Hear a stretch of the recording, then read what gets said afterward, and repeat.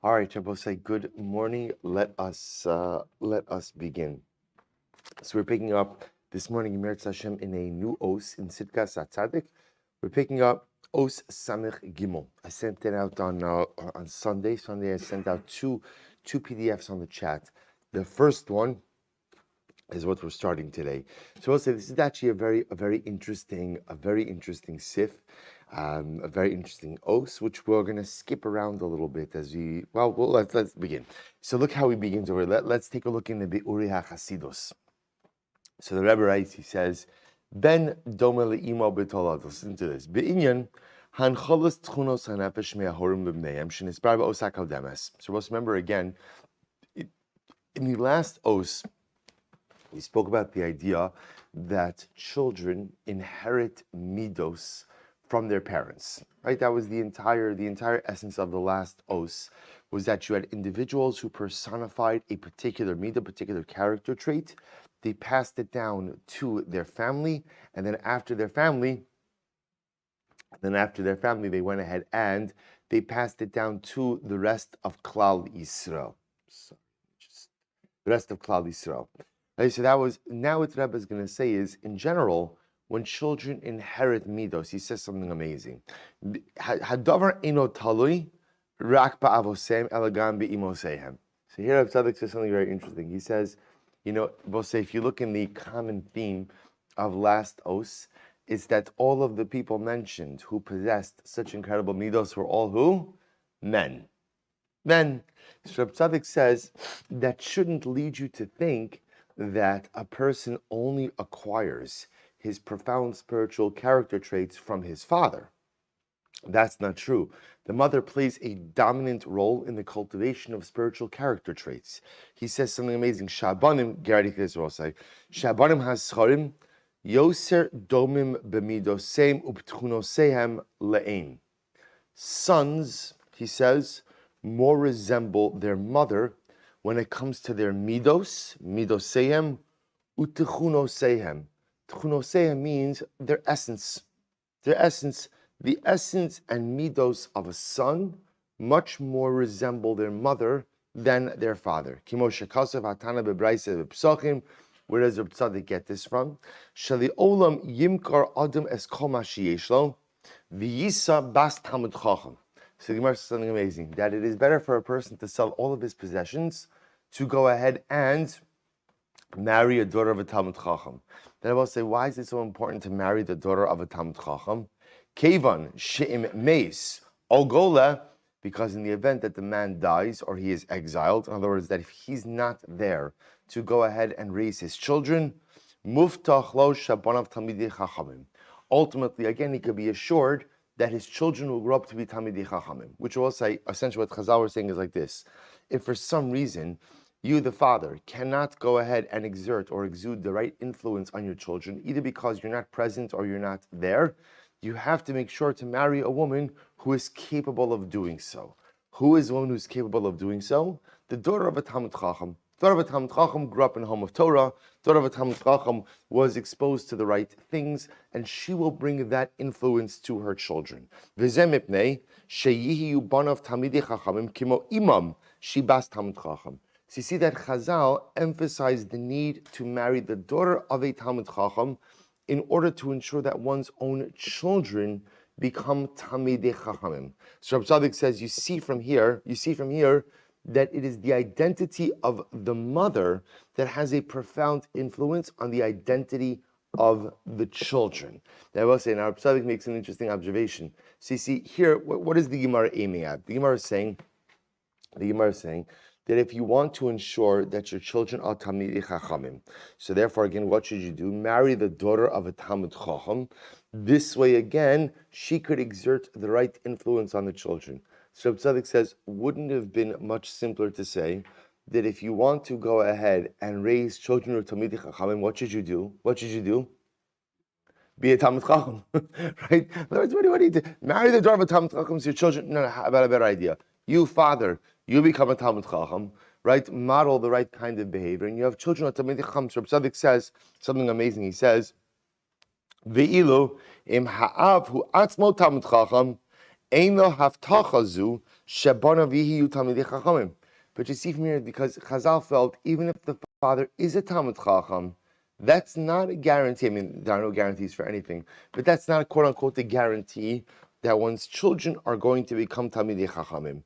Kimosha Amru Chazal, we'll say, so this is incredible, that what Chazal understood is the profound influence of a mother on the spiritual maturation of her children. It's not that the father doesn't have an influence, but a father doesn't have the same level of influence as a mother. So he will say, remember, well, let's see. He goes on, he says, so that's why Chazal don't say that if you want to raise Talmidei Chachamim, a father should be a Talmid Chacham, because at the end of the day, even if the father is a Talmid Chacham, there's no haftacha. There's no guarantee that the children will be that way. After all, Kimo Shamru Chazal bin Adarim, both say this is incredible. She'ein matzui shebenei Talmidei Chachamim yukimosam. Both say, in fact, interestingly enough, one of the fascinating dynamics by Talmidei Chachamim is that often the children of Talmidei Chachamim are not like their father. I will say this in general is an interesting dynamic about the children of prominent people. That if you see a dynamic like this, that often the children of prominent people, the children are often not the same type of person as their father. You see, again, the paradigmatic example of this is who? Moshe Rabbeinu, right? Moshe Rabbeinu is the paradigmatic example of this. Because, the fundamental distinction between Moshe and Aaron is that Aaron's Kedusha was conferred Kedusha. In other words, Aaron's Kedusha, Aaron earned the kahuna. He earned it, but once he earned it, that level of holiness was conferred upon him. That's why it's generational, right? What do you have to do to be a Kohen? What do you have to do to be a Kohen? Right? No offense to the Kohanim, but Lamaisa, you didn't do anything to earn it, right? Your alter Zayda, yeah, that's right. I said it, right? You didn't do anything to earn it. Right? So, right, your alter Zayda did something, right? Aaron Cohen did something, sitting there with your truma all smug. Look at us, right? I'm just saying, so again, Aaron Cohen did something to earn it, but once he earned it, it's simply passed down. You're worthy, you're not worthy. At the end of the day, it's yours. Moshe Rabbeinu represents earned holiness, right? Moshe Rabbeinu becomes who he was because at the end of the day, he worked hard to attain that particular level. That's what it means when it says Torah lo nitna b'Yerusha. You can't pass that down. You can model the right kind of behavior, but you cannot pass that down generationally. And therefore, already Chazal understood this dynamic that often the sons of Talmidei Chachamim don't become Talmidei Chachamim. Or I should say, don't become Talmidei Chachamim in the way that their father was. Or you see this, by the way, all the time. It's very interesting. In klal work, you find this all the time, that people who are very involved in klal work often have children who do not want anything to do with klal work, right? Simply because whatever it is, lifestyle things, different things. Again, sometimes when you grow up with a father who's prominent, it's also there's a lot of psychology behind this as well, in terms of a feeling of inadequacy. I'll never be like my father. I'll never measure up to that. So therefore, often children just choose a different derech altogether in order to carve out a personality. Whatever the psychology is, Chazal understood something amazing. That although yes, I want to be clear, if you want your children to be Talmidei Chachamim, you must model for them the right behavior, right? You must go ahead and model for them how important it is to become a Talmid Chacham. But yet, interestingly enough, Chazal, when they looked at that probability of making one's child into a Talmid Chacham, they put the bulk of the responsibility on the mother and not on the father, right? There's something about the spiritual nature of a mother which instills holiness and ruchnius in her children that a father simply cannot replicate. He goes on, he says, Kim holchin achar ha'em. He says, at the end of the day, children, at least in their ruchnius, follow after their mother. Omitamzeh, ne'emar uben ksil tugas imo, dahainu sheksilusa hu gorim eitzev li'imo. That's why he quotes the pasuk from Mishlei, that literally, again, a foolish son is tugas imo, is the suffering of his mother, right? That again, that at the end of the day, the spirituality, the ruchnius of a child is very much the reflection of the mother, velo aviv, and not of his father. Again, I will say, I want to be clear. Reb Tzaddik is not absolving a father of responsibility. Reb Tzaddik is speaking about the idea. Remember, ruchnius represents the nuanced spiritual personality of a child. The nuances of a child's personality and the nuances of a child's upbringing, the nuances of a child's ruchnius, Reb Tzaddik posits, comes from his mother and not from his father. The father could have many influences, and one could probably make the argument that some of these things, of course, could be family dependent as well. But Lamaisa, Reb Tzaddik is talking about bigadol, kind of in a general sense. The spiritual nuances of a child's personality come from his mother. Mishum sha'im biyiras Hashem shalar. It's a very profound statement, because a mother, with her yiras Hashem, machneses yiras Hashem bahaben. The yiras Hashem of a child comes from his mother. This is incredible. This is not talking about knowledge, right? This is not talking about knowledge. He's talking about yiras Hashem. The first step to becoming a Talmid Chacham has nothing to do with the amount of knowledge you amass. The first step of becoming a Talmid Chacham ultimately, again, has to do with your yiras Hashem. And Reb Tzaddik posits, where does your yiras Hashem come from? Comes from your mother. Comes from your mother. Shenikres yiras isha yiras Hashem v'kasheru ksil shema yiras shamayim harei zeh tugas imo shelo hechnisa bo yiras shamayim v'zeu ha'inyon hanoig bebanim aschar mekam l'skunas minos. We'll have to stop over here for today. But Reb Tzaddik introduces what I think is a. So again, you see where he's going in this os. In the previous os, he's talking about midos which are acquired through Yerusha. Right, that was the entire essence of Os Samech Beis. Right, all about the idea that great people personify these midos, pass them on to their families, and then it becomes kind of the spiritual purview of all of Klal Yisrael. In this particular Os, Reb Tzaddik is bringing this closer to home, and he's going to discuss what things does a child get from his mother, what things does a child get from his, and we'll say his, when we talk about sons and daughters, from her father, and then ultimately, again, what things or what character traits or midos does a person cultivate on their own. So step number one posits Reb Tzaddik that the nuanced spiritual nature of a son, we're talking about sons today, because daughters will Amirat Hashem be tomorrow, Shir, but the nuanced spiritual nature of sons, the yiras shamayim of sons, the ability to become Talmidei Chachamim of sons, Reb Tzaddik says, is fundamentally rooted in the spiritual character and spiritual nature of the mother. We'll stop over for today. Meretz Hashem will pick up tomorrow with daughters and fathers. Shkach Hashem.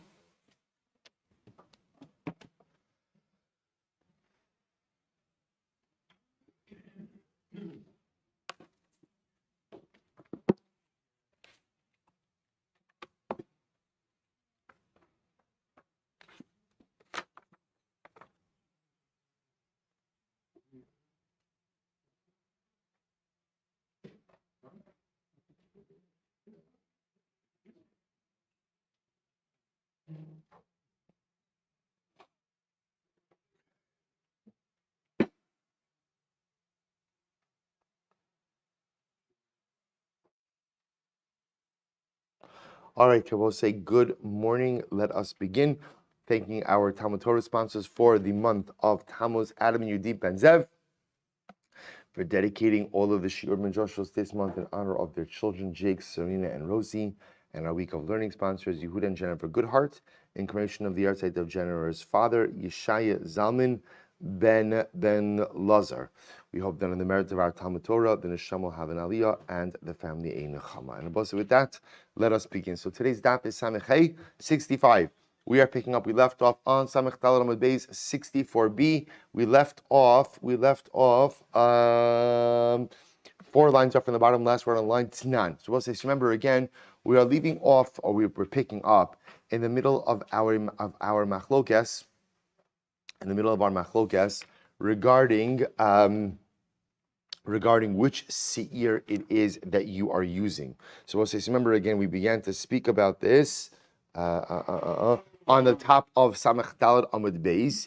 That remember again, we're talking about a case where just to use the Mishnah's example, the Seir LaHashem dies. This is after Hagrala, so I've already done the lottery. One is designated LaHashem, one is designated LaAzazel. The Seir LaHashem dies. I have to do another lottery, so I bring my replacement Seir LaHashem, and the machlokus, of course, becomes which Seir LaAzazel do I use? Do I use the Seir LaAzazel from group number 1? Do I use the Seir LaAzazel from group number 2? This becomes the machlokus Rav and Rabbi Yochanan. Rav says, I use the Seir LaAzazel from group number 1. Rabbi Yochanan says I use the Seir LaAzazel from group number 2. We spent yesterday's daf focusing on the nature of the machlokes, really focusing much more on Rav Shita than Rabbi Yochanan Shita, and it came out that according to Rav, the reason you use Seir number 1 is why? First of all, because Balei Chaim Einon Nitchin, right? That was the core machlokes number 1. Balei Chaim Nitchin, Balei Chaim Einon Nitchin. When an animal is disqualified for sacrificial service, is that disqualification permanent or not? Rav says no, Rabbi Yochanan says yes, and Rav, who says no, therefore says Seir number 1, Seir LaAzazel number 1 is still usable once you go ahead and give it a new partner, a new Seir LaHashem. The first Seir LaAzazel once again becomes usable, and also Rav holds like Rabbi Yossi that mitzvah berishona. The mitzvah is to go ahead and use the first animal designated, and we saw that was Rabbi Yossi by Karban Pesach. So that's kind of where we left off. We spoke about Rabbi Yochanan Shita as well, bringing up some rayas from the Psukim. I kind of gave away the punchline a little bit yesterday when we saw that the Rambam paskins like Rav, that halacha l'maisa in this case, where you bring a replacement Seir LaHashem, you do a new hagrala, a new lottery, replacement Seir LaHashem, we use Seir LaAzazel number 1. Okay, so I gave away the punchline a little bit, but we still have to go through some of the process. Let's go back there. So Tnan, Shein Chatas Tzibur Mesa. So we'll say, remember again the Mishnah, when speaking about the case of Rabbi Yehuda, used the phrase She'ein Chatas Tzibur Mesa. So we'll say, so remember again, this was, I'm sorry, even before Rabbi Yehuda, this was the halacha l'maisa. So remember again, in the case where now I'm doing a second lottery, I'm bringing the replacement Seir LaHashem. So the extra Seir LaAzazel, what do you do with it? So because remember again, both according to Rav and according to Rabbi Yochanan, you have an extra Seir LaAzazel. It's a machlokas, which one is the extra one? But l'maisa, there is an extra one. There is an extra one. So what do you do with the extra Seir LaAzazel? You let it graze until it develops a mum, then go ahead and sell it off and let the money be used for nedava. So it says the Gemara Tran She'ein Chatas Tzibur Mesa, because we'll say the Gemara says because a communal chatas is not left to die. So the Gemara says, interesting enough, what can you infer from there? Ha diyachid ki agavna, which I will say tells you that if you were to have a chatas yachid that resembled this case. I will say, what does that mean? What's a chatas yachid that resembled this case? If you would have an extra chatas yachid, let's say as a result of losing your first chatas, or a result of some other type of mix-up, that chatas would be left to die. So the Gemara says, Bishlam Rabbi Yochanan kid Rabbi Abba Amarav. So this makes sense according to Rabbi Yochanan, because Rabbi Yochanan was set it up. According to Rabbi Abba, the name of Rav, don't Rabbi Abba.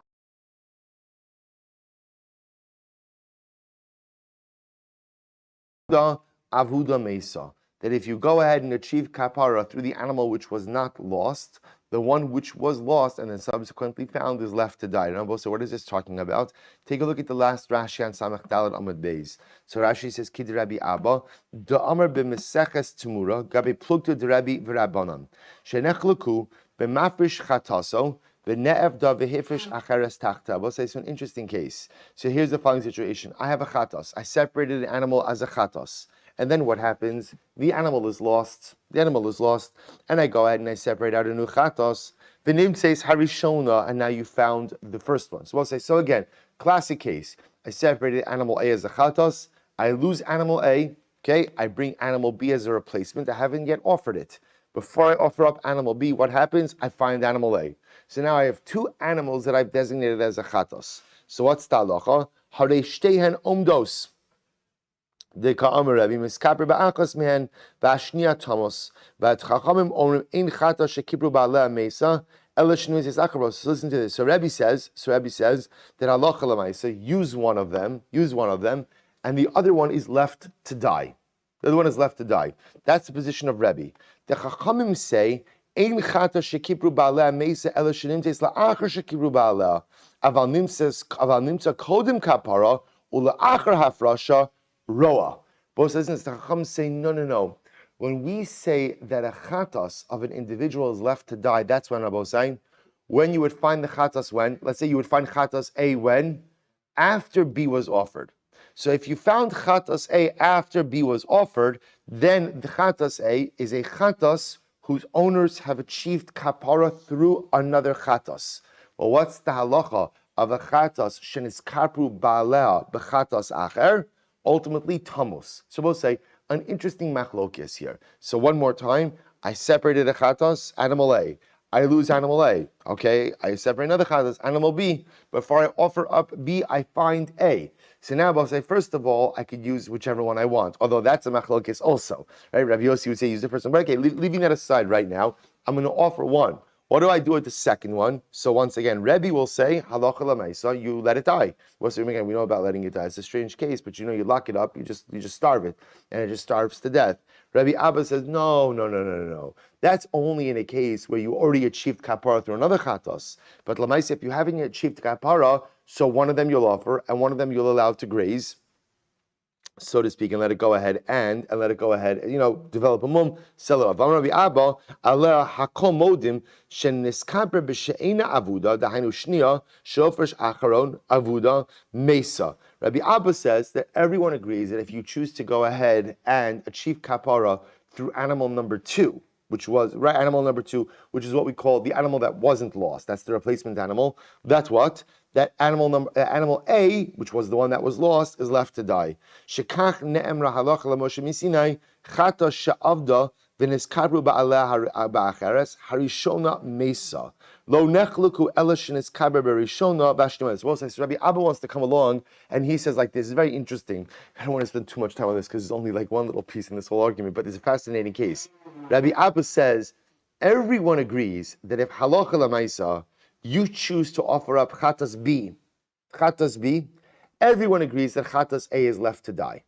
Everyone agrees in that case. The only machlokes Rabbi Abba and the only machlokes Rebbe and the Rabbanon is when you choose to achieve atonement through what? Chatas A. That's where the machlokes is. But if you choose chatas B, everyone agrees A is left to die. And he posits that is a halacha l'Moshe misinai, that a chatas that was lost and its owners achieved kapara through another chatas, and the original chatas is found, even if it's found before the replacement chatas is offered, nevertheless, that chatas is left to die. Rabbi Savar Mafresh Azar Tashlumi Abud Ka'avadami. Rabbanan Savri Lav Ka'avadami.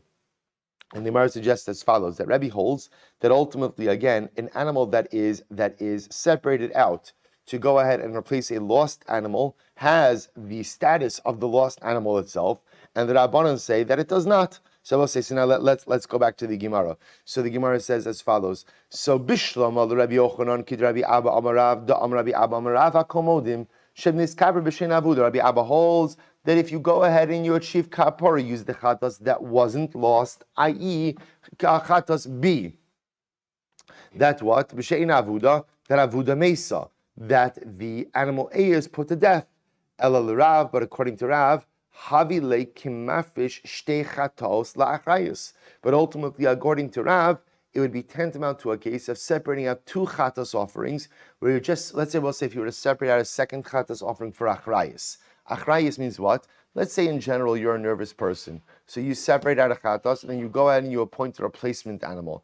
Everyone would agree that halacha l'maisa, when you offer up one of those animals, the second animal is not left to die. Vam Raboshia, Raboshia said, if you end up separating out 2 chatas animals for achrayus, miskaper ba'achas mihen v'asheni tira, you use one of them for atonement, and the second one is left to graze. Kevan damarava Rav savarlak Rabbi Yossi dar mitzvah rishona meikara kimafresh liibudami. So we'll say, therefore, again, Rabba will say that since Rav subscribes to the idea of Rabbi Yossi, namely that there is a mitzvah to go ahead and use the first animal, right? We're jumping back now to our Mishnah, to use the first seir la'azazel. Therefore, again, it's as if you are separating out the second animal to be lost. So we'll say that's why halacha l'maisa, again, halacha l'maisa, in the case of the Mishnah, if you were to go ahead, remember the Mishnah says that what do you do with the extra seir la'azazel? Because both according to Rebbe and Rabbi Yochanan, there's extra seir la'azazel. What does it mean to? What do you do with the extra seir la'azazel? You let it graze, develop a mum, sell it off, use the money for nedava. The Gemara says, interestingly enough, why she'ein chatas tzibur mesa. Ultimately, again, because the communal chatas is not left to die. The Gemara says that's interesting because what we can infer from the Mishnah is that a similar case by a yochid, by an individual, ultimately would be left to die. So what would be a similar case by a yachid? So the similar case by the yachid could be where I went ahead and, again, this goes back to what we mentioned before, that halacha l'maisa, if you had a chatos, you went ahead and you lost it, you went ahead and now designated another one. Before you offer a B, you find A. So halacha l'maisa, again, we have a machlokes, what to do now with the additional carbon. So Rav would say, according to Rav, since he says mitzvah berishona, you would offer up chatos A, and what would you do with B? B ultimately again would be left to die. So that would be the parallel case by a carbon yachid or by a chatos yachid, which would be left to die. Okay, so Tanan, Rabbi Huda Omer, Tamos. Rabbi Huda says no, the animal is left to die. So we'll say, so remember again, this is going back now to the Mishnah. Rabbi Huda says that halacha l'maisa Tamos. That Rabbi Huda says that in the case of the extra seir la'azazel, right, whichever seir la'azazel is going to be extra, Rabbi Huda says you do leave it to die. So the Gemara says, Bishlam Rabbi Yochanan, Damer Sheni Shebezug Rishon Yira, Rabbi Huda Yamos. What's the current Rabbi Yochanan? Remember, Rabbi Yochanan holds that halacha l'maisa, which seir la'azazel do you use? Which one? Rabbi Yochanan says you use the seir la'azazel in group number 2. So according to Rabbi Huda, Rabbi Yochanan will say that according to Rabbi Huda, the seir la'azazel in group number 1 is left to die. The Gemara says, Miskaper b'sheni shebezug sheni. Ultimately, again, kapara will be achieved with the seir la'azazel from group number 2. El Rav Damer Sheni Shebezug Sheni Yira. But according to Rav, who holds that halacha l'maisa, the seir la'azazel from the second group is left to pasture until it develops a mum, then sold and the money is used for an adava. Rabbi Huda Yamus. Rabbi Huda, then you're going to put the first one and the first pair to death. Rabbi Huda Ma'im Skaper. Then ultimately, again, how do you achieve kapara? You're not going to have a seir la'azazel at all.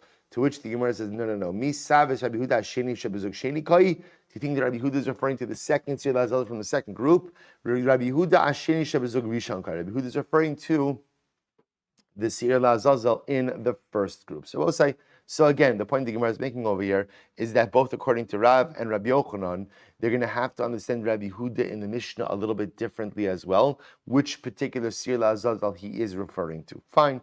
Vika de kamosif haki. And there are others who go ahead and set up this discussion in the following way. Va'od am Rabbi Huda, nishpach adam yomos hamishtaleach. Meis hamishtaleach yishpach adam. So we'll say, so now we're jumping out of this. So I just want to be clear. We're still focused on the machlokes Rav and Rabbi Yochanan in terms of which of the seir la'azazels from group A or from group B are you using. The Gemara is not just trying to plug this machlokes, trying to figure out how this machlokes reads through the rest of the Mishnah. So now we're jumping to the end of the Mishnah. What was the end of the Mishnah? This is actually very interesting. Rabbi Huda said as follows. Nishpach adam yamos hamishtaleach. So we'll say in this case over here, we're fast forwarding a little bit, right? The beginning of the Mishnah is talking about where you drew the lotteries, lost one of the animals, right? And then found the animal before anything was slaughtered. Okay, then what do you do? Which animal do you use? Now, we'll say the Gemara is fast forwarding a little bit. Rabbi Yochanan is saying is like this. You've slaughtered the seir la'Hashem. You've slaughtered it already. You have the dam, but you have not yet done the blood service. You haven't yet done the avodah with the dam. Before you do the avodah, what happens? The blood spilled. So Rabbi Huda says, Nishpach hadam, if the blood spilled, the mishtaleach, the seir mishtaleach is put to death. In other words, we don't use it. Similarly, meis mishtaleach, if the mishtaleach died before the blood service was done, then yishpoch hadam, the blood is spilled out. So we'll say, now let's analyze a little bit. V'ika da kamosef hachi, va'od Rabbi Yehuda nishpach hadam yamos hamishtaleach, meis hamishtaleach yishpoch hadam. So bishlama l'rav, reisha pligi bechatas sibor, v'seifa pligi b'balei chaim. So we'll say, according to Rav, what you'll say is like this. According to Rav, the reisha, the beginning of the Mishnah, is a machlokes regarding chatas, right? I'm sorry. Reisha pligi bechatas sibor. The first part of the Mishnah is a machlokes about chatos tzibor. In other words, Rabbi saying specifically again. So what do you do in the case where now you have a second pair of animals, right? A second pair. Which seir are you going to use ultimately again as the chatos, as the seir lazazel, the seifa pligi b'balei chayim. And the end of the Mishnah, the machlokes is whether or not balei chayim nitchin or not. El Rabbi Yochanan, my va'od, but according to Rabbi Yochanan, why? What does it mean? Rabbi Huda says va'od kasha. You know, both say that'll be a kasha. Good. So both say so that closes out the machlokes Rav and Rabbi Yochanan. Again, as we've seen again, this last part that we just the first part of Amud Aleph was just trying to figure out how to read that machlokes ultimately into the Mishnah. Bottom line is that we paskin like Rav, namely again in a situation where the seir laHashem dies, you do a lottery on another pair. So you have your replacement seir laHashem. You use the Seir La'azazel from group number 1. What happens to the Seir La'azazel from group number 2? What happens to that? You let it graze, develop a mum, use the money to go ahead and buy Nedava. Why? She'ein chatas tzibor mesa. Another two halachic principles that come out from that is number 1, ein ba'alei chayim nitchin. When a sacrificial animal is disqualified, if the disqualification is removed or is somehow just obviated, it's no longer there, so the animal becomes usable again.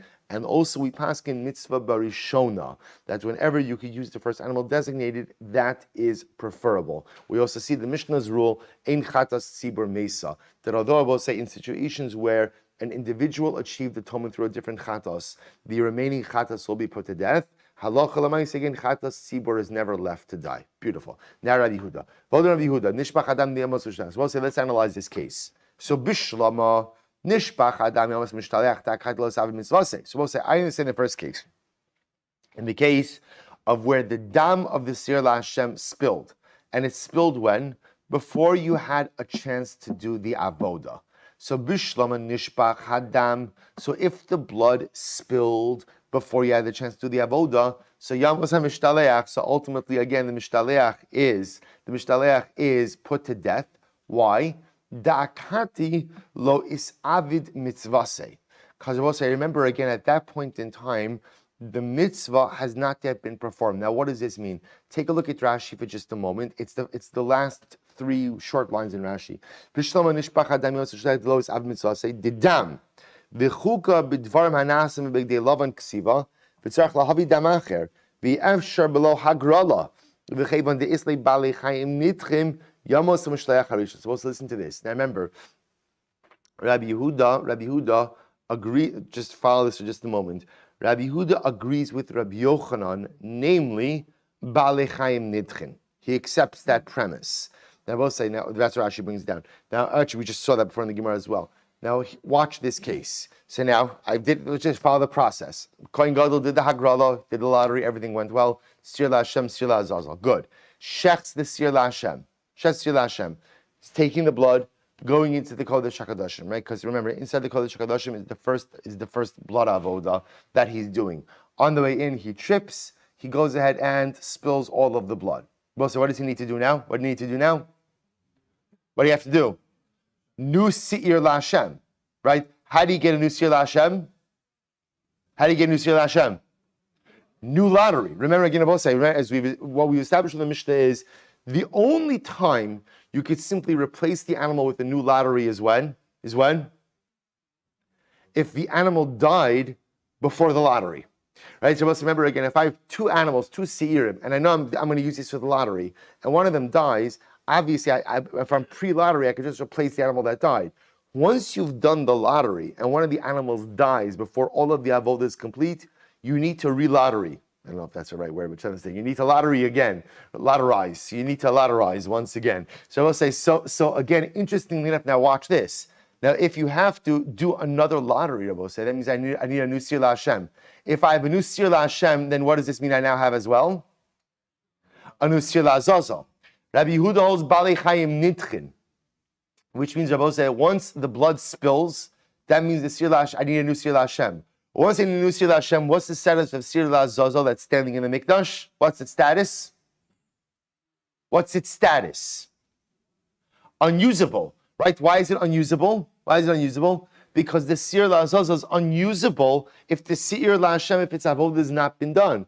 So according to Rabbi Yehuda, therefore, I will say, in a case, follow this for just a moment, in a case where the blood spilled before the avodah was done, the Seir LaAzazel becomes unusable. Remember, Rabbi Yehuda holds Baalei Chayim Nitchin. So once that Seir LaAzazel Nitcha, it's disqualified. I'm going to do another lottery, and essentially I'm going to get a new Seir LaHashem, and he passes like Rabbi Yochanan, then I'm going to use the Seir LaAzazel from the second pair. So therefore, again, Nishpach Hadam, if the blood of the Seir LaHashem spills, Yamos HaMishtaleach. Ultimately, again, the Mishtaleach is left to die because there's nothing you could do with it because it is disqualified. So that case I understand. So Ella Mesa Mishtaleach HaMayish B'Chadam. We'll say, what about the second case? Let's go back a little bit. Right? Then Rabbi Yehuda says, if the Mishtaleach dies, you spill the dam. So why? The Mishtaleach dies, I have to go ahead and spill out the dam. But so obviously, remember, when is the Mishtaleach dying? When is Seir LaAzazel dying? When? Before the blood service has been done. Right? So the Kohen Gadol is walking into the Kodesh HaKadoshim. He hears someone cry out, Baruch Dayan HaEmes. The Seir LaAzazel died. Well, I mean, it was going to die anyway, but it died a little bit earlier, right? Not from a cliff, but maybe just from the fright of the cliff, right? The knowledge, right? So Lamaisa again, we pour out the blood. Both say, and if you pour out the blood, then what does that mean you're doing? Right? Totally new Hagrala, totally new lottery again. So the Gemara says, in that case, I don't understand. Ha is Avele Mitzvah, but the mitzvah's already been performed. They both say, what does that mean? Take a look at Rashi. Ela Mesa Mishtaleach. Lama lo tashlumin sha'ata maskika lo lahavi shnaim ulahagrav lishboch tamarishon. Ha is avid mitzvah say the Seir Mishtaleach kol davar hama'akiv bo eino ela hagrala bilva likvoa goral shel shem al shalo. So we'll say this is actually pretty wild. We haven't discussed it in the Gemara yet, but the Gemara is suggesting. We'll say the only part of the Seir LaAzazel service that is ma'akiv is what? Is the lottery. This is pretty wild. So in other words, there is a whole avodah associated with the Seir LaAzazel, but the only part that is an indispensable necessity is the lottery. In other words, once the lottery is done, you've pretty much fulfilled. In other words, once you've designated a Seir LaAzazel, you've pretty much fulfilled the basic core obligation. Anything else is additional. So therefore, again, in a case, as long as the Seir LaAzazel died after designation, one can make the argument that what? The avodah is done. If the avodah is done, then why do I have to spill out the blood of the Seir LaHashem? Just finish up Rashi. Dashamina le Rabbi Yehuda da Amar lo is vada kosher. The kosher came the shiluach lo ma'akei le divrei akol. The chik sivchuka adram shakmin osav big day love and v'ladar. So again, we're going to see this inside Mishnah.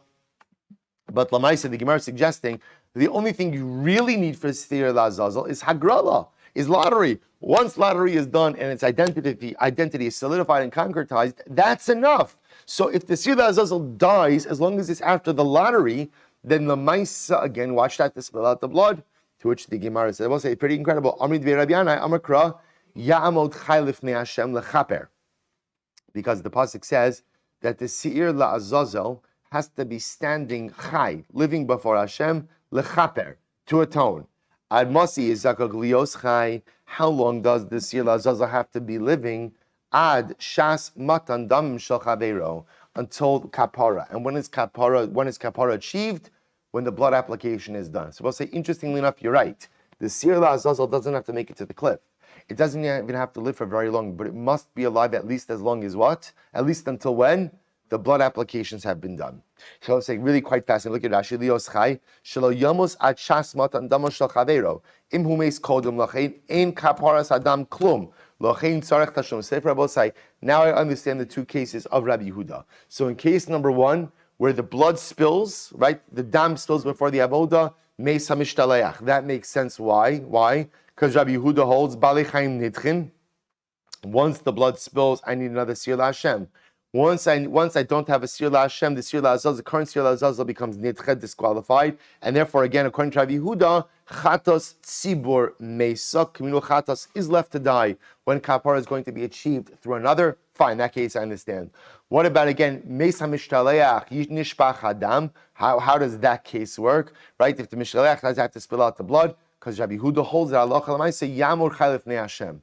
The Seir La'azazel must remain alive at least for the duration of the blood service. And therefore, Allah Lamaisa, if the Seir La'azazel died before the Matan Damim, Allah Lamaisa, again, you have to go ahead and spill out the blood and do the Seir LaHashem again. Another Hagrala. Incredible. So Tzanas will say this is an interesting case. Tzanas, and we learned Bnei Ha'ir Sheshalchu Shikleyen. So we'll say this is just, we're going to see this is Rabbi Huda also.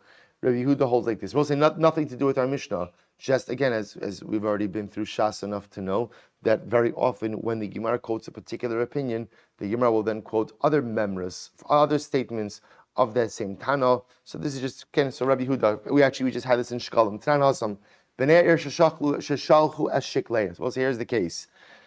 Residents of the city are contributing their machzas hashekel, but I'm not going to make it to Yerushalayim myself. So what do? I get the people of my city. We send our half shekel and machzas hashekel with a shaliach, with an agent. So what happens? V'nignevu o sha'avdu, and what happens? The shaliach either loses the money or he's robbed. So what's the halacha? In nisrama truma. So we'll say now. Watch this. If when the shliach was on his way, they had already gone ahead and removed the first batch of shkalim from the shofar, from the collection box. So remember again, we saw that halacha l'maisa, when they removed the first batch of shkalim, who's included in that removal, or right, who's part of that machzas hashekel removal? Everyone, right? Remember again, when they withdraw money, remember because the money, we'll say the money of machzas hashekel is used for what? At least initially, what is it used for? Karbanos Sibor, right? Census also, right? That's like the paradigmatic example. But Lamaisa, when we speak about year after year use of Machzas HaShekel, that was for Karbanos Sibor. Well, Karbanos Sibor have to go ahead and include everyone. So therefore, again, when they withdrew the money based on the people who contributed and the people whose money was in transit, right? They included everyone in that. So now watch this. If ultimately, again, if halacha l'maisa, as the agent was in transit, the money was being withdrawn, therefore the townspeople were already included in the withdrawal. Therefore, we'll say, who suffers the loss? Who suffers the loss? Really, the Beis HaMikdash. Therefore, what? The Gemara says, Nishba'in ligizbarin. Ultimately, again, the agent, the shaliach, has to take a shvuah that he was not negligent or misappropriate the money, and he has to swear to the temple treasurer. Because in this case, since again, when the money left the townspeople's hands, the withdrawal was already being made in the Beis HaMikdash, it's considered to be Beis HaMikdash money, and therefore, halacha l'maisa, the loss is incurred by the Beis HaMikdash. Therefore, the shaliach must swear that he was honest to the gizbar. Ve'im lav, but if halacha l'maisa, the money was in transit and they had not yet made a withdrawal from the Beis HaMikdash coffers, then what? Nishba'in lebnei ha'ir. They have to, right? The shaliach has to swear to the townspeople that he was not negligent. And the Gemara says, Nishba'in lebnei ha'ir, u'bnei ha'ir shoklin achirim tachtehen. And we'll say what happens? The loss has to be borne by the townspeople. And the townspeople have to go ahead and send in another machzas hashekel. Good. Nimtzu oshech zimakon. We'll say what happens if the money's found? Right, the shliach lost the money, or the money was stolen. And what happens? Either the money is found, or the ganav does tshuva, returns the money. Elu v'elu shkalim. So we'll say now in this case over here. So in this case, this really goes back on the second case. In case number 2, where again the townspeople contributed their machzas shekel, sent their machzas shekel with the shliach. Shliach was robbed. The Beis HaMikdash has not yet done their collection, has not yet done their withdrawal. Therefore, again, the shliach swears to the townspeople. Townspeople contribute another machzas shekel. But so imagine the following situation. Now, the shaliach they trust the same guy. He's now delivering the money to the Beis HaMikdash, and on his way, the ganav comes running to him. I'm sorry, I'm the guy who stole from you. And the shaliach has 2 bags of machzas shekel from the same townspeople. What's the halacha? Elu ve'elu shkalim heim. Both of these, but all of this money has set as a machzas shekel. Ve'ein olin lahen l'shana haba. So I will say again, so you would think to yourself, well, a simple 8 says, no problem. Use one of them for this year's machzas shekel, and what? One of them for next year. Tanakama says, doesn't work.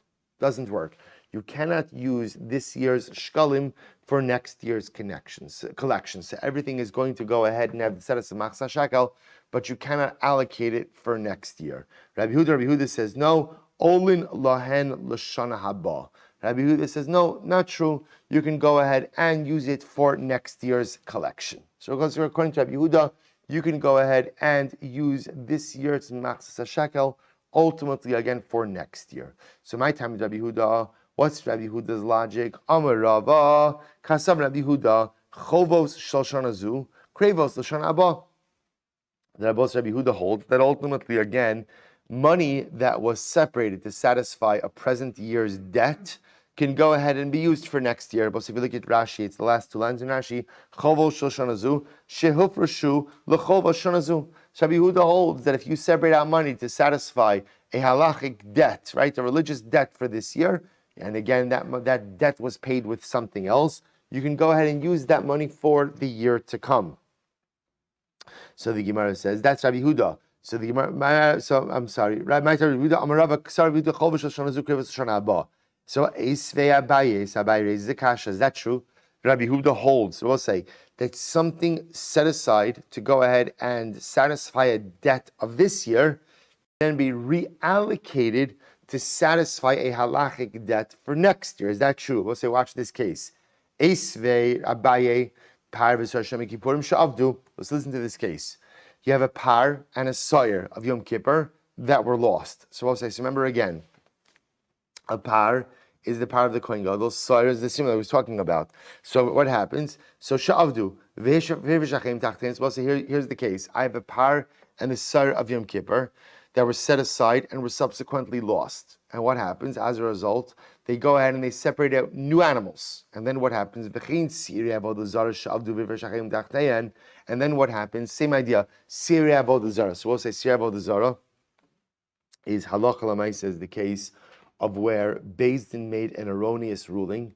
As a result of that ruling, the tzibor worshipped Avodah Zarah. They bring a special carbon of a Sir Avodah Zarah.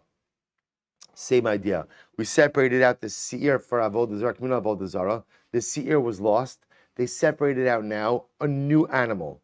And then they went ahead and separated out new animals. And I will say the unwritten part of the Gemara is then what happened? What happened?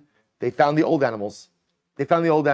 So again, Yom Kippur, we had a par and a soyer. We lost the par and the soyer, separated out a new par and a soyer. Then before anything was offered, found the old par and a soyer. Siri Avodah Zarah, we lost it, separated out a new seir, and what? And now found the old one before we offered anything. So what's the halacha? So the Gemara says, Kulon Yamusu Div Rabbi Yehuda. Rabbi Yehuda says, everything is left to die. Now I will say, when he says everything's left to die, what he means is that Lamaisa, again, you offer up the replacements, and the original ones are left to die.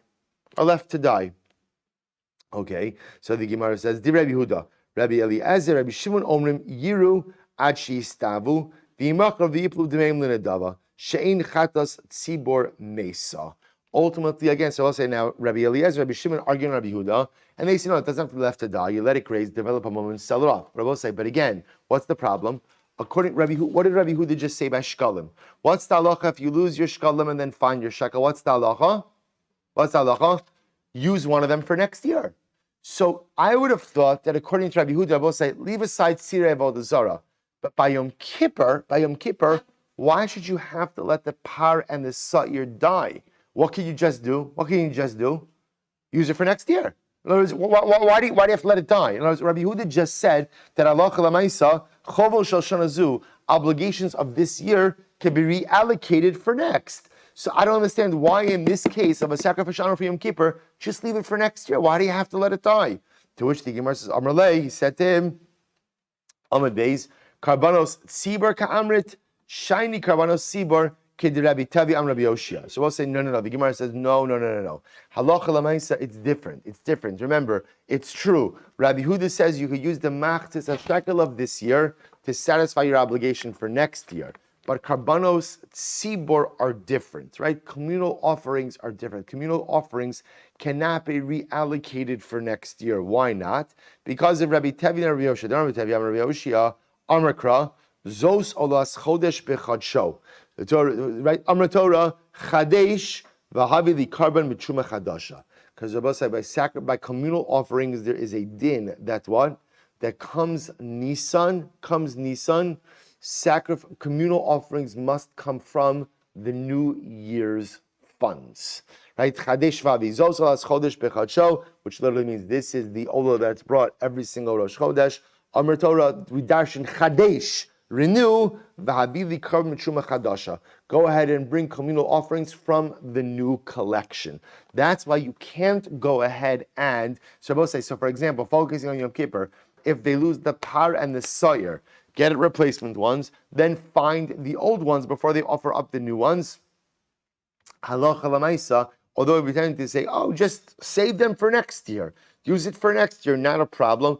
That doesn't work by communal offerings. Communal offerings must come from New Year's funds. New Year's funds means from funds replenished in the Beis Hamikdash on Rosh Chodesh Nisan. Look at Rashi for just a moment. Rashi says, Chodesh bechadsha, lechadshe chidushin yiseri ksivi, ledrash shalom lecha, yesh chodesh sha'ata tzarech lechadesh hakabanos la'avim mitshuma chadasha, ugmar shana Nisan. So both say that's the halacha. Therefore, again, you can't allocate it for next year because it has to come from new funds. Now, both say, now 1 second. Ha tenach soyer. That works for the seir because both say the seir of Yom Kippur is a communal offering. But par, I will say, remember again, who pays for the par? Who pays for the par? The Kohen Gadol. The par comes to the Kohen Gadol's own money. Par ma'ikal meimar. So I will say, so remember again, the par itself ultimately comes from the Kohen Gadol's money. If that's the case, then when you lose the par, find the par, why not go ahead and simply push the par to next year? In other words, why is there a need? Halacha l'maisa. Why is there a need halacha l'maisa to let it die? So the Gemara says, Gzeira par atu soyer. We're afraid that if we let you leave over the par, right? Because we'll say again what the Gemara is saying, you're saying good. According to Rabbi Yehuda Einachinami, if you lose the par of Yom Kippur and then you find it, you really shouldn't have to let it die, but rather what should you do? Just put it in storage, right? Put it in par storage until next year and go ahead and use it for Yom Kippur next year. Technically, you could do it. We're concerned that if we let you do it by par, you'll do it by sawyer. And why can't you do it by sawyer? Why can't you have the sawyer for next year? Why not? Because it's a carbon sibur, and carbon sibur must always come from new funds. So the sawyer of Yom Kippur for next year must come from new funds that will only be collected as of Rosh Chodesh Nisan in that following year. So that doesn't work. But we won't let you keep the par lest you come to go and keep this sawyer. So Gemara says, really? Umishum gezira yamusu. So therefore, because of a concern that if we let you keep the par, you'll come to keep this sawyer, we're going to let the par die? Does that make sense? Furthermore, had Rabbi Tevi am Rabbi Yoshia gufa mitzvahi. We'll say furthermore again, this idea of purchasing communal offerings from newly replenished funds in Chodesh Nisan is a mitzvah. We'll say, what does mitzvah mean? What does mitzvah mean? Mitzvah means it's good, l'chatchila. But b'di'evet, if you purchased communal offerings from old monies, that works as well. After all, the Gemara says, "Dam Rabbi Yehuda Mishmol, Karbanos Sibra Abayim be'acha b'Nisan, mitzvah l'havi min hachadash." At the end of the day, it is a mitzvah to bring communal offerings from new monies. V'im hevi min hayashan yatsa. Allah chalamais, if you ended up bringing communal offerings from old money, right? We'll say old money means money collected from the previous year, before Chodesh Nisan, you're still Yosei. So Ela shechaser mitzvah. But rather, again, you missed out on a lechatchila. So it's only lechatchila to bring. So I'll say, here what's happening over here. You're telling me, technically speaking, you should be able to go ahead. It's right. So I'll say, remember our case. Yom Kippur, I lose my par and my sawyer. I bring replacement animals. So what do you do? What do you do now? I'm going to offer up the replacement. What do I do with the originals? What do I do with them? Mesa. Rabbi Yehuda says they're left to die. But ask Rabbi Yehuda 1 second. You're the same Rabbi Yehuda who holds that by the case of shkalim, if you lose your shkalim, right, before they get to the Beis Hamikdash, and then you designate new ones, and then you find your old ones, what does Rabbi Yehuda say? What can you do? Use one set of shkalim for this year, and what? One for next year. So why don't they say the same thing by Yom Kippur? Use one par of sawyer for this year, and one par of sawyer for next year. No, you can't do that. Why not? Because halacha l'maisa, right, it has to come from replenished communal funds. So first of all, says the Gemara, number one, it's only the sawyer that comes from communal funds. The par comes from the Kohen Gadol's own money. That's number one, right? The Gemara says you're right, but so let's at least hold on to the par. no, we can't let you hold on to the par for next year, lest you come to hold on to the sar for next year. But one second, the Gemara says, even the fact that this sar has to come from newly replenished communal funds, on chatchila, right? But b'diavad, even if you brought this out from old funds, it works. So you're going to tell me now that we're going to let the par and the sa'ir both die, tamus, really only because of a lachatchila? Right? So what we're focusing on over here is you should at least be able to hold on to the par. Really, even the sa'ir also. But even if you want to tell me, no, we don't, the sa'ir should come from new funds, lachatchila. The par comes from the Kohen Gadol's own pocket. You should be able to hold on to it for next year. So because of a lachatchila, we're going to let both these animals die. We'll say, watch this. Ela amra bizeira. Lefi shenagara kova mishon lachaberta. And the Gemara says, no, there's a different reason. Why can't you go ahead? Remember again, the seer that we're talking about is the seer Lashem, the seer Lazazel. So why can't you hold on to the seer for next year, Bosai? Interestingly enough, because the goral only works for 1 year. Right? In other words, you can't go ahead and lotterize something this year and use that same lottery status for next year. Okay? To which the Gemara says, fine. Vinesi vinagriel. So then, I don't understand. Hold on to the serum for next year, and when next year comes, what should you do? What should you do? Do another goral. What's the big deal? No, because we're afraid people will say that people are not going to know that you did a new lottery. People will just assume that you're relying on the lottery results from last year for this year's avoda. So the Gemara says, okay, hatenach soyer. First of all, that's only by soyer, because by soyer there's a lottery. Par ma'ikal meimar. So I will say, even if at most you want to tell me I can't keep this soyer, but I should be able to keep the par, to which the Gemara says, gzeira par atu soyer. We're concerned that if we let you go ahead and keep the par, you'll come to keep this soyer as well. Umishum gzeira yamusu. So we'll say, the Gemara just says, this is really just getting a little bit far-fetched. So because of really, really secondary types of concerns, you're going to let perfectly good karbanos just die. Amru Rabbanan kami dabai. So the Rabbanan said this over in front of Abai. You don't know what's the concern. Gezeira mishum chata shemesu ba'aleh. So I'll say, what's the concern? This is fascinating. The concern is that if we let you go ahead and keep the par and the sire for next year, you may run into a case of a chatas whose owner has died. So I'll say, remember again, it's possible that over the course of the year, what's going to happen? The Kohen Gadol is going to die. If the Kohen Gadol dies, you can't use that animal next year because that is a case of chatas shemesu ba'aleha. But in a case of a carbon chatas where the owner has died, that animal cannot be offered up once the owner has died. And we're concerned if the Kohen Gadol dies over the course of the year, they may come to inadvertently offer up the carbon. So the Gemara said, first of all, hatinach par. That only applies to par, because the par is the chatos of the Kohen Gadol. That doesn't apply to this year, because we'll say, who's the bailam, who's the owner of the soyer? Who's the bailam of the soyer? The tzibor. So the Gemara says, par, soyer ma'ikal meimar, gezerah soyer atu par. We're concerned that if we let you keep the soyer, you'll come to keep the par. Okay, the Gemara says, really, umishum gezerah yamusu. So again, I will say, the Gemara says, remember, allowing these animals to die is a pretty serious way to deal with this situation.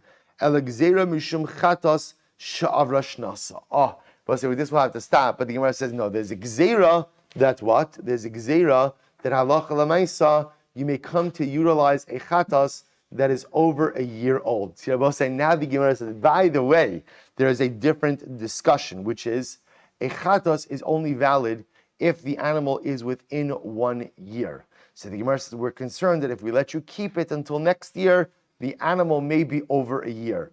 To which the Gemara says, Gzeirahi, Gufa Chata Shavashnasihi. But we have to stop with this, but I will say, but the Gemara says, Gzeira isn't, if you save the animal till next year, isn't the animal automatically over a year old? So we'll have to stop with this as well. So we'll pick up in Mirat Hashem with this piece. So we'll say, so again, just so you understand what we're leaving off with, right? We're leaving off with the following. We got into a totally unrelated discussion of Rabbi Yehuda, a machlokes by machzis hashekel. Right, the machlokes by machzis hashekel was you separated shkalim, essentially lost your first set of shkalim, separated the second set of shkalim. What's the halacha? They're both shkalim. Rabbi Yehuda says, what can you do with one of the sets of shkalim? What can you do? Defer, use it for next year's debt. So Rabbi Yehuda essentially allows me to take this year's obligation and set it aside for next year's use. All the Gemara is doing is contrasting Rabbi Yehuda's Shita by Shkalim with the Shita by Yom Kippur. Because he holds by Yom Kippur that the par and sa'ir of Yom Kippur is lost, and you go ahead and designate replacements, and then you find the original ones. You cannot use the original ones for next year. And all we're trying to do is to figure out why not. The last piece we're up to now is because the issue of using it next year is by the time you get to next year, it may age out of the permitted chatas bracket. The Mirtzim will pick up with that piece tomorrow.